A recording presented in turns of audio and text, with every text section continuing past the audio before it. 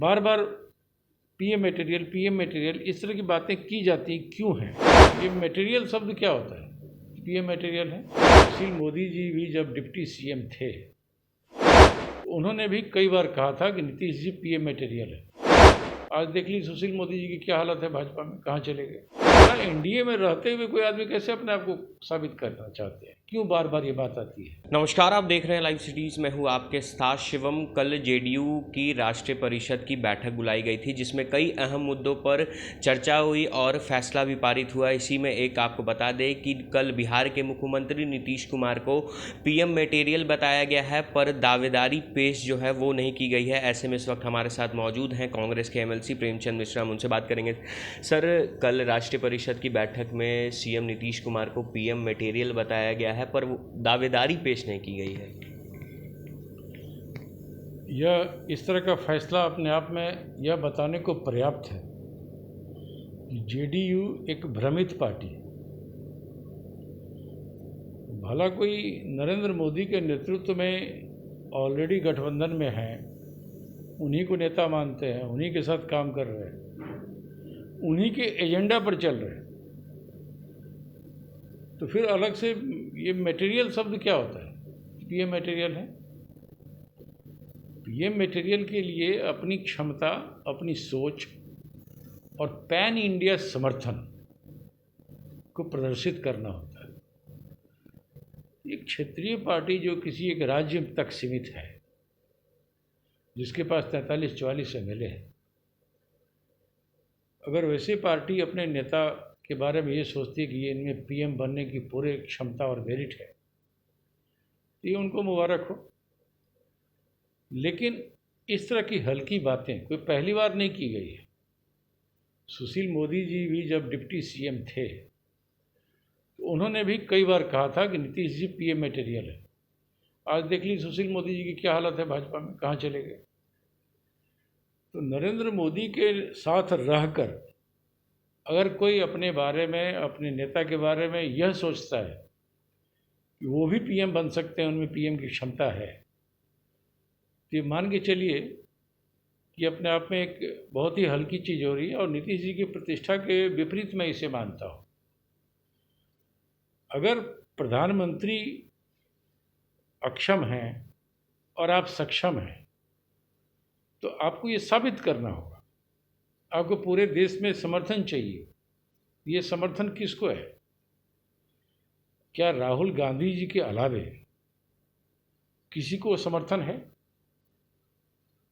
अगर सरकार में बैठे नरेंद्र मोदी की विफलताओं को, उनकी गलत नीतियों को कोई मजबूती से उजागर कर रहा है और जनता के सवालों को उठा रहा है, जनता की आवाज़ बन रहा है, वो राहुल गांधी जी हैं।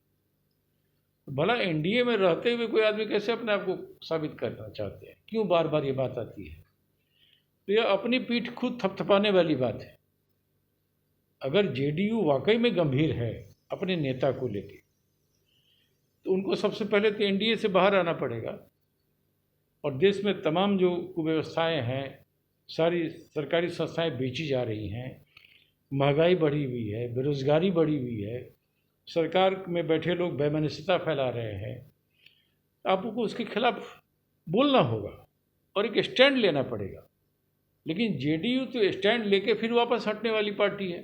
चाहे 370 ले लीजिए, ट्रिपल तलाक ले लीजिए, एनआरसी ले लीजिए, अभी जनसंख्या नियंत्रण की बात हो रही है, कानून बनाने की, जनसंख्या के अलावा जनगणना की बात हो रही है। हर मुद्दे में तो बीजेपी के अलग लाइन लेती है जेडीयू, लेकिन बाद में फिर टाइम पर उन्हीं के साथ खड़ी हो जाती है। आपने सर जाति जनगणना को लेकर कहा, जाति जनगणना को लेकर भी कल राष्ट्रीय परिषद की बैठक में यह फैसला लिया गया है कि जातीय जनगणना तो होना ही चाहिए। तो होना चाहिए तो हम सब भी कह रहे हैं, बिहार की सभी पार्टियां कह रही हैं, तो आखिर आपको ये क्यों कहना पड़ा कि हम सड़क पर उतरेंगे? जेडीयू ने कहा है, जेडीयू ने यह भी कहा कि कोऑर्डिनेशन कमेटी बनना चाहिए, जो बात जीतन राम मांझी उठाते थे। इसका मतलब कोऑर्डिनेशन नहीं है, तभी तो कोऑर्डिनेशन बननी चाहिए। यहीं पर कांग्रेस का सवाल है कि जब आपके गठबंधन में जो सरकार में बैठे लोग हैं, आपस में समन्वय का अभाव है, इसका मतलब कहीं ना कहीं गंभीर समस्या है। यह सरकार शायद ही अपना कार्यकाल पूरा करेगी। राज्य में राजनीतिक अस्थिरता के माहौल बन रहे हैं और मुझे लगता है कि बिहार में मध्यावधि चुनाव होगा। सर, जिस तरह से आपने कहा कि कोऑर्डिनेशन कमेटी बननी ही चाहिए, जिस तरह से लगातार विपक्ष भी कह रहा है कि बिहार एनडीए में सब कुछ ठीक नहीं चल रहा है, इसी बीच जेडीयू नेता केसी त्यागी ने भी कह दिया कि कोऑर्डिनेशन कमेटी बनना ही चाहिए। उसी बीच बिहार के उप मुख्यमंत्री तारकिशोर प्रसाद ने भी इसका जवाब दिया कि हाँ, बिहार एनडीए में कोऑर्डिनेशन कमेटी तो बनना ही चाहिए। कोऑर्डिनेशन कमेटी कब बनने की बात होती है? जब कोऑर्डिनेशन का अभाव होता है। तो सरकार में हैं और एक के बाद एक सभी पार्टियां कह रही कोऑर्डिनेशन कमेटी बनना चाहिए। इसका मतलब ये सरकार अपने रास्ते से भटक गई है और आपस में समन्वय का अभाव है। इसका मतलब यही हुआ। तो उसी आधार पर कांग्रेस पार्टी ये कह रही है ना कि बिहार में राजनीतिक अस्थिरता के माहौल बन रहे हैं और ये सरकार अपना कार्यकाल शायद ही पूरा कर पाएगी और बिहार मध्यावधि चुनाव की ओर भी बढ़ रहा है, ऐसा लगता है। और नीतीश जी कहीं न कहीं एक भ्रमजाल में उनकी पार्टी के लोगों ने उनको फैला के रखा है, बैठा के रखा है। बार बार पीएम मटेरियल इस तरह की बातें की जाती क्यों हैं? अगर पीएम मटेरियल हैं तो आपको साबित करना होगा ना, कहने से तो नहीं होता। अगर आप 16 साल से सीएम हैं और बिहार से बाहर आपने कदम नहीं बढ़ाया, तो कैसे पीएम मटेरियल है? उत्तर प्रदेश चुनाव लड़ने की बात कर रही है, पिछले चुनाव में भी किया था और नीतीश जी खुद प्रचार करने तक नहीं गए, कहीं उम्मीदवार इनको नहीं मिला, फिर वापस हो गए चुनाव से बाहर। ये तमाम चीज़ें इतना बताने को पर्याप्त है कि जेडीयू और बीजेपी के बीच में बहुत कुछ अंतर्द्वंद है और कई मुद्दों पर मतभेद है। तो मतभेद है तो आप सामने आइए ना, सरकार में बने भी रहेंगे और पीएम मटेरियल भी कहलाएंगे। दोनों चीज़ें नहीं हो सकती हैं।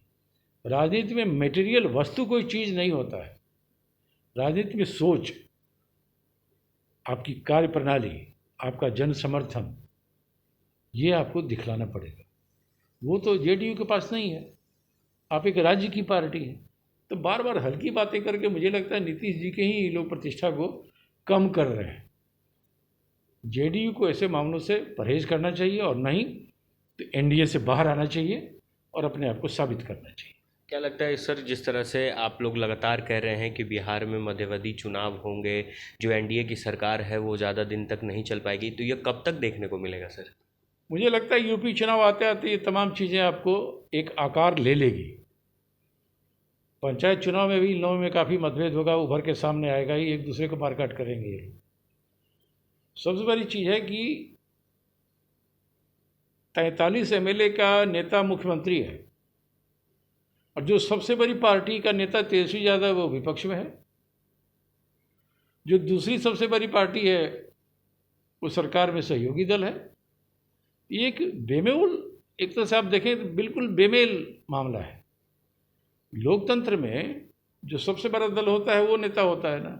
उसे सबसे आरजेडी को सबसे ज़्यादा एमएलए मिला है, लेकिन वो विपक्ष में है। और जो तीसरे नंबर की पार्टी है वो सत्ता में बैठा है, मुख्यमंत्री है। तो उसके बाद भी ये कहना कि कोऑर्डिनेशन बनना चाहिए, तो ये तमाम चीज़ें, परिस्थितियाँ ये बताने को पर्याप्त है कि सरकार में शामिल दलों के अंदर भी कहीं न कहीं मतभेद हैं और गहरी खाई है। ऐसे में सरकार थोड़ी चलती है, कभी भी देखिए गिर जाएगी। ये थे हमारे साथ कांग्रेस एमएलसी प्रेमचंद मिश्रा, जिनका साफ तौर पे कहना है कि यूपी चुनाव के बाद जिस तरह से बिहार का माहौल बन रहा है, यहाँ पर मध्यावधि चुनाव होंगे, ये तो आने वाले अब वक्त पे ही पता चल पाएगा। बहरहाल आप बने रहे हमारे साथ। अगर आपने हमारे चैनल को सब्सक्राइब नहीं किया है तो जल्द से जल्द सब्सक्राइब कर लें। धन्यवाद।